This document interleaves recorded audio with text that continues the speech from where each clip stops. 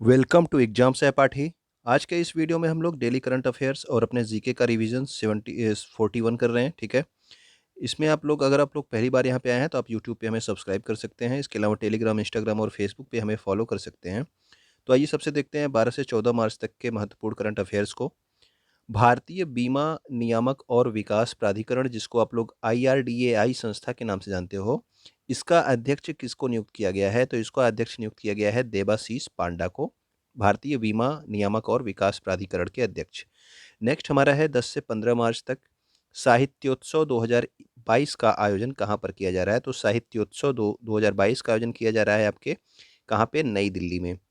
किस राज्य सरकार ने मुख्यमंत्री चाय श्रमिक कल्याण प्रकल्प की घोषणा की है? तो ये जो है चाय श्रमिकों के कल्याण के लिए एक योजना है, जो कि आपके किस राज्य सरकार ने स्टार्ट की है? तो ये त्रिपुरा राज्य सरकार ने स्टार्ट की है, मुख्यमंत्री चाय श्रमिक कल्याण प्रकल्प योजना। ओके।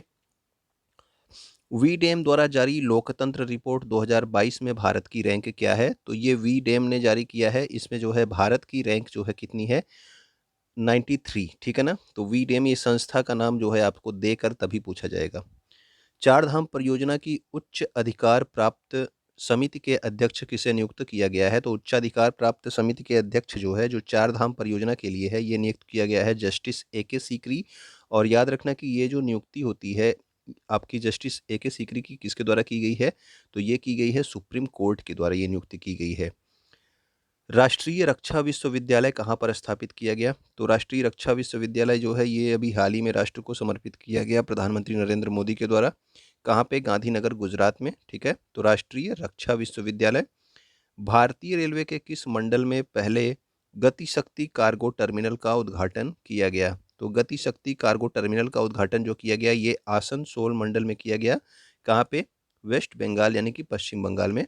ठीक है, गति शक्ति कार्गो टर्मिनल का उद्घाटन, ये पहला गति शक्ति कार्गो टर्मिनल का उद्घाटन किया गया है। ओके।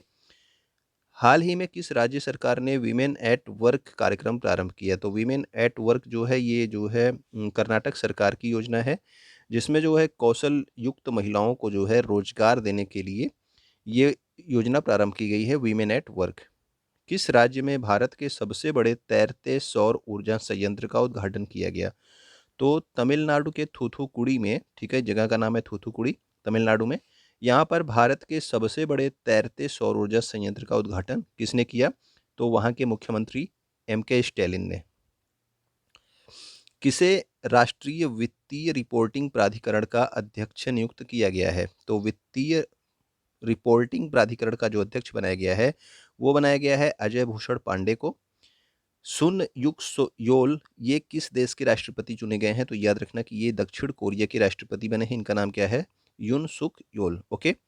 मध्य प्रदेश राज्य में पहला ड्रोन स्कूल किस शहर में प्रारंभ किया गया? तो मध्य प्रदेश राज्य में कुल 5 ड्रोन स्कूल स्थापित किए जाएंगे। ठीक है, और 5 ड्रोन स्कूलों में से जो पहला आपका स्टार्ट किया गया वो स्टार्ट किया गया आपके ग्वालियर में। ओके। नेक्स्ट हमारा है अब करंट अफेयर्स और जीके के महत्वपूर्ण प्रश्नों के रिवीजन के। तो आइए इसको देखते हैं। भारतीय बीमा नियामक और विकास प्राधिकरण, इसका अध्यक्ष अभी कुछ देर पहले आपको क्या बताया गया? देवाशीष पांडा। ठीक है, इसका मुख्यालय कहाँ पर स्थित है? तो IRDAI का मुख्यालय जो है ये स्थित है आपके हैदराबाद में। ठीक है, इसके अलावा जो है अगला है हमारा ट्राई के वर्तमान अध्यक्ष कौन है? तो ट्राई के वर्तमान अध्यक्ष हैं PD बाघेला। अगर आप लोगों को देखिए ये क्या पूछा जाता है, कभी कभी फुल फॉर्म पूछा जाता है, तो TRI का फुल फॉर्म क्या है ये आप लोग कमेंट करके जरूर बताइएगा। TRI का फुल फॉर्म क्या है? TRAI का। भारतीय प्रतिभूति विनिमय बोर्ड यानी कि सेबी की पहली महिला अध्यक्ष कौन बनाई गई हैं? तो अभी ये पिछले महीने बनाई गई हैं, जिनका नाम क्या है? माधवीपुरी बुच। ठीक है, तो ये भारतीय प्रतिभूति विनिमय बोर्ड यानी कि सेबी की पहली बार कोई महिला अध्यक्ष बनाई गई हैं, माधवीपुरी बुच को। भारत की लेखा महानियंत्रक यानी कि CGA किसको नियुक्त किया गया है? तो लेखा महानियंत्रक है आपका कंट्रोलर जनरल ऑफ अकाउंट, ये बनाया गया है सोनाली सिंह को। ठीक है, लेकिन अगर कंट्रोलर एंड ऑडिटर जनरल की बात होगी यानी कि CAG की बात होगी तो कौन है वो है आपके गिरीश चंद्र मुर्मू। ठीक है, तो CAG जो है कंट्रोलर एंड ऑडिटर जनरल हैं आपके गिरीश चंद्र मुर्मू, और आपकी CGA कौन है? कंट्रोलर जनरल ऑफ अकाउंट, ये हैं आपकी सोनाली सिंह। दोनों आपके अलग अलग हैं। 25वें राष्ट्रीय युवा महोत्सव की मेजबानी किसने की? तो प्रधानमंत्री नरेंद्र मोदी के द्वारा ये सिलेक्ट किया गया था। किसको? पुदुचेरी को जो है 25वें राष्ट्रीय युवा दिवस 2022 की मेज़बानी करने के लिए। तो युवा दिवस, राष्ट्रीय युवा दिवस और अंतर्राष्ट्रीय युवा दिवस दोनों जो है कब मनाया जाता है, ये आप कमेंट करके बताना कि राष्ट्रीय युवा दिवस कब मनाया जाता है और अंतर्राष्ट्रीय युवा दिवस कब मनाया जाता है। देखिए वीडियो में क्या होता है कि आप लोग कमेंट जो है ज़रूर कर दिया कीजिए, या तो क्वेश्चन जो पूछे जाते हैं उसी का आंसर दे दीजिए कीजिए। एक ही क्वेश्चन का आंसर दे दिया कीजिए, लेकिन दे दिया कीजिए।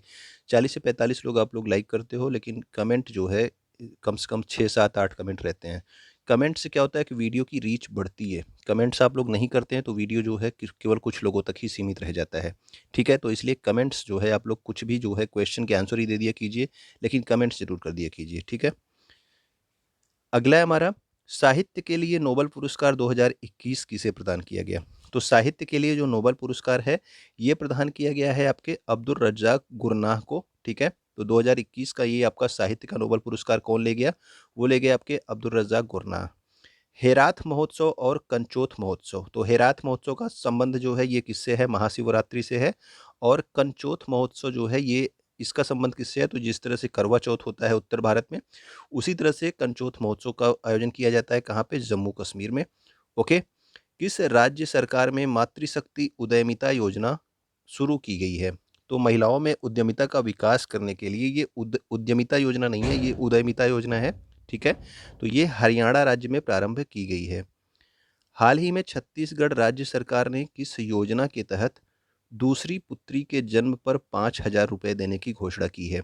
तो छत्तीसगढ़ राज्य सरकार, अगर आपको पहले से एक पुत्री है फिर उसके बाद दूसरी पुत्री पैदा होती है, तो उस पर 5,000 रुपये देने की घोषणा की है, और ये योजना का नाम है कौशल्या मातृत्व योजना। किस राज्य की सरकार की योजना है?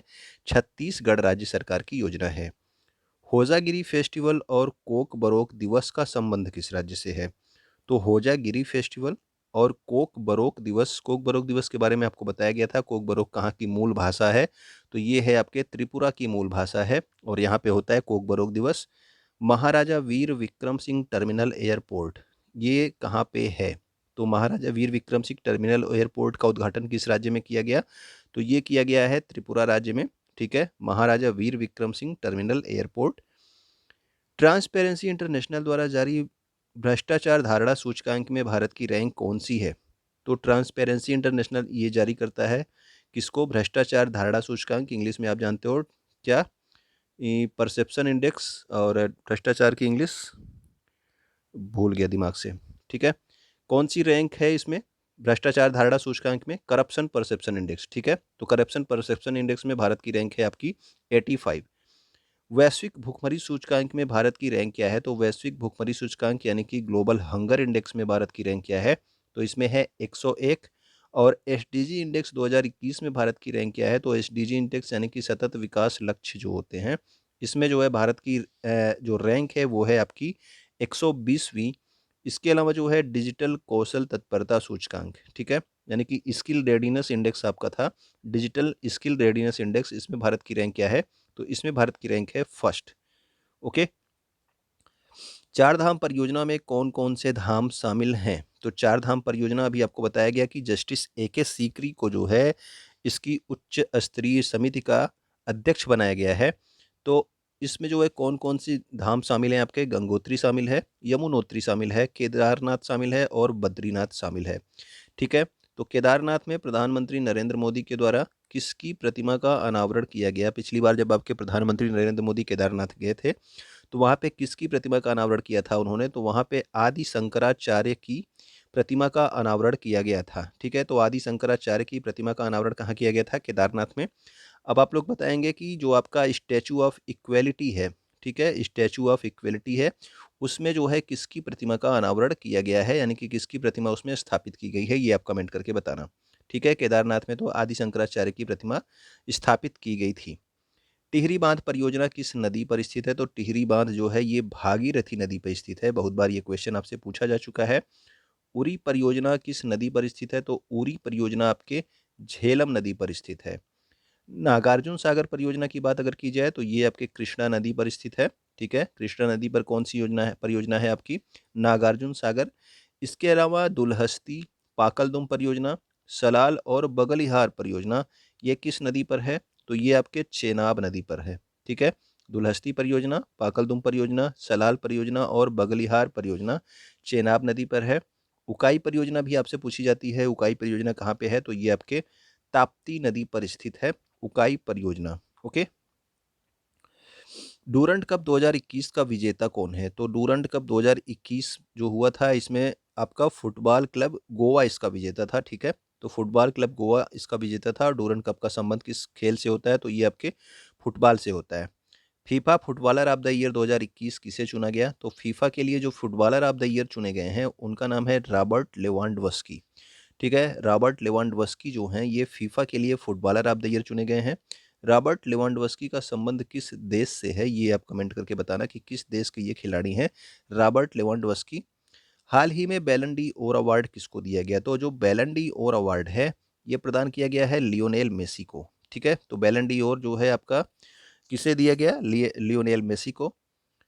बीजिंग शीतकालीन ओलंपिक खेलों 2022 में, ठीक है। तो बीजिंग शीतकालीन ओलंपिक 2022 अभी हाल ही में संपन्न हुए हैं। कौन सा देश इसमें पदक तालिका में शीर्ष पर रहा था? तो इसमें जो पदक तालिका में पहले नंबर पर रहा था वो था आपका नॉर्वे देश, ठीक है। कोपा अमेरिका कप का विजेता कौन सा देश रहा? तो कोपा अमेरिका जो आपका कप हुआ है उसका विजेता रहा है आपका अर्जेंटीना देश, ठीक है। तो कोपा अमेरिका हमेशा आपसे पूछा जाता है। तो ये कोपा अमेरिका कप कब का? 2021 का है, याद रखिएगा। 2021 का जो इसका विजेता था वो कौन था? वो था आपका अर्जेंटीना, ठीक।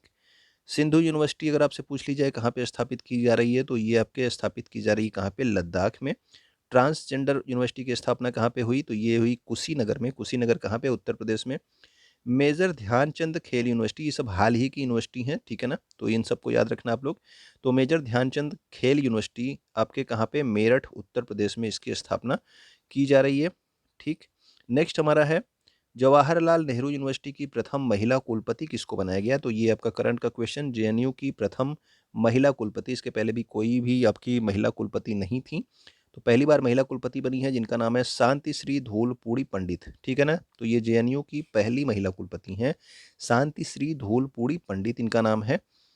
दिल्ली खेल यूनिवर्सिटी के प्रथम महिला कुलपति किसको नियुक्त किया गया? तो दिल्ली खेल यूनिवर्सिटी की जो प्रथम महिला कुलपति बनाई गई हैं वो बनाई गई हैं करडम मल्लेश्वरी को। करडम मल्लेश्वरी जो है एक खिलाड़ी हैं, ठीक है ना, ओलंपियन है। और ये किस खेल से संबंधित हैं ये आप कमेंट करके बताना कि कौन सा खेल जो है करडम मल्लेश्वरी खेलती हैं। रेलवे बोर्ड के वर्तमान में अध्यक्ष अगर आपसे पूछ लिया जाए कौन है, तो वो आप वीके त्रिपाठी या फिर विनय कुमार त्रिपाठी रेलवे बोर्ड के वर्तमान में अध्यक्ष हैं। खोए हुए सामान की वापसी के लिए रेलवे सुरक्षा बल यानी कि आरपीएफ ने कौन सा पोर्टल जो है लॉन्च किया है? तो आरपीएफ के द्वारा लॉन्च किया गया है अमानत पोर्टल, ठीक, खोए हुए सामान की वापसी के लिए। नॉर्ड स्ट्रीम 1 गैस पाइपलाइन किस किसके मध्य स्थित है? तो नॉर्ड स्ट्रीम 1 क्या है? एक गैस पाइपलाइन है और ये आपके रूस और यूरोपीय जो देश हैं उन सब के मध्य स्थित है। तो रूस और यूरोप के मध्य कौन सी गैस पाइपलाइन स्थित है? तो नॉर्ड स्ट्रीम 1 पाइपलाइन स्थित है। बाल्टिक देश कौन कौन से हैं? अगर आपसे पूछ लिया जाए कि बाल्टिक देश कौन कौन से हैं, तो बाल्टिक देश आपके 3 एस्टोनिया, लाटविया और लिथुआनिया, ये क्या है आपके बाल्टिक कंट्रीज इनको हम लोग कहते हैं। यूक्रेन की राजधानी अगर आपसे पूछ लिया जाए तो यूक्रेन की राजधानी है आपकी कीव, ठीक है। और यहाँ के जो वर्तमान में राष्ट्रपति हैं वोलोडिमिर जेलेंस्की उनका नाम है। यूक्रेन की सीमा किस सागर से लगती है? तो यूक्रेन की सीमा लगती है आपके काला सागर से यानी कि ब्लैक सी से। मिन्स्क समझौता किन दो देशों के मध्य में हुआ था? तो मिन्स्क समझौता हुआ था आपके कहाँ पे? बेलारूस में हुआ था, ठीक है ना। और ये किसके किसके मध्य में हुआ था? रूस और यूक्रेन के मध्य में हुआ था आपका मिन्स्क समझौता। कर्च जल संधि किन दो सागरों को जोड़ती है? तो कर्च कर्च की जल संधि जोड़ती है आपके काला सागर को ओजैब सागर से, ठीक। तो कर्च की जल संधि किसको किसको जोड़ती है? काला सागर को ओजैब सागर से। चेरनोबिल परमाणु हादसा किस देश में हुआ था? तो ये हुआ था आपका यूक्रेन में, ये जो है आपका परमाणु हादसा था। चेरनोबिल परमाणु हादसा काफ़ी चर्चित है, ये याद रखिएगा। 57वां ज्ञानपीठ पुरस्कार 2020 के लिए किसको दिया गया? तो जो 57वां ज्ञानपीठ पुरस्कार 2022 है, सॉरी 20 नहीं 22, तो लेटेस्ट आपका 2022 के लिए जो दिया गया वो दामोदर मौजो को दिया गया है। और इन्हें कोंकणी भाषा में दिया गया है। ये भी याद रखना कि ज्ञानपीठ जो पुरस्कार है ये 23 भाषाओं के लिए दिया जाता है। और आपका 56वां ज्ञानपीठ पुरस्कार, तो ये दोनों एक ही साथ दिए गए हैं 2022 के लिए और 2021 के लिए। तो 56वां ज्ञानपीठ पुरस्कार जो 2021 के लिए दिया गया, वो दिया गया नीलमणि फूफड़ को, और इनको दिया गया किस भाषा के लिए? असमी भाषा के लिए। इसके अलावा आपका अगला है हिंदी में साहित्य अकादमी पुरस्कार 2021 किसे दिया गया? तो हिंदी भाषा के लिए ये साहित्य अकादमी पुरस्कार है। ऊपर आपने ज्ञानपीठ पुरस्कार देखा, ये आपका साहित्य अकादमी पुरस्कार 2021 है। ये दिया गया दया प्रकाश सिन्हा को, और इनकी किस रचना के लिए दिया गया? तो ये दिया गया सम्राट अशोक, ये एक इनका नाटक है। ओके। और साहित्य अकादमी पुरस्कार किस भाषा में दिया जाता है? किन भाषाओं में दिया जाता है? कितने भाषाओं में? तो ये 24 भाषाओं में दिया जाता है। ज्ञानपीठ 23 में था। ओके। अंग्रेजी भाषा के लिए जो साहित्य अकादमी पुरस्कार है, ये किसको दिया गया है? तो ये दिया गया है नमिता गोखले को। ठीक है। तो अंग्रेजी भाषा के लिए साहित्य अकादमी पुरस्कार 2021 किसे दिया गया? तो अंग्रेजी भाषा के लिए साहित्य अकादमी पुरस्कार दिया गया नमिता गोखले को। इसके अलावा कुछ महत्वपूर्ण दिवस है, आप लोग देख लीजिए। विश्व उपभोक्ता दिवस कब होता है? तो ये होता है आपके 15 मार्च को। और अगर आपसे राष्ट्रीय उपभोक्ता संरक्षण दिवस आपसे पूछ लिया जाए, तो ये होता है आपके 24 दिसंबर को। ठीक है। तो विश्व उपभोक्ता दिवस 15 मार्च को, राष्ट्रीय उपभोक्ता दिवस आपके 24 दिसंबर को। राष्ट्रीय स्टार्टअप दिवस क्या होता है? तो राष्ट्रीय स्टार्टअप दिवस होता है आपके 16 जनवरी को। ठीक। राष्ट्रीय स्टार्टअप दिवस कब होता है? तो राष्ट्रीय स्टार्टअप दिवस होता है आपके 16 जनवरी को। वीर बाल दिवस कब मनाया जाता है? तो वीर बाल दिवस आपको 26 दिसंबर 2022 को मनाया जाता है। ठीक, मतलब कि 2022 को पहली बार ये मनाया जाएगा। 2022 में अभी जब 26 दिसंबर आएगा, तब ये पहली बार मनाया जाएगा, इसलिए इम्पोर्टेंट है, आप याद रखिएगा। और भाला फेंक दिवस पिछले वर्ष से स्टार्ट किया गया है, और ये जो है कब मनाया जाएगा हर वर्ष? तो ये मनाया जाएगा 7 अगस्त को।